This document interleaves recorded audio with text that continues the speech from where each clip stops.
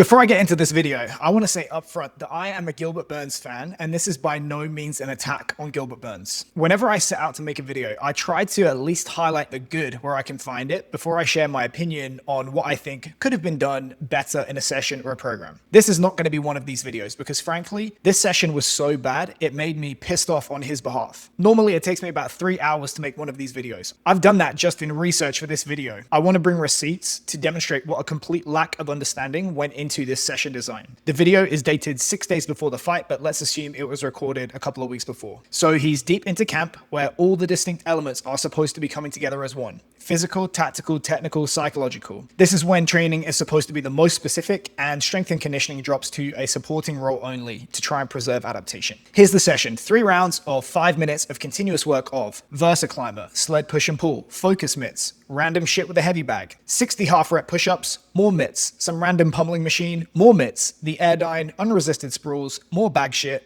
and pretending to simulate a choke against a band. I could make what's wrong with this session into a 30-minute long video. There's that much material, but here goes.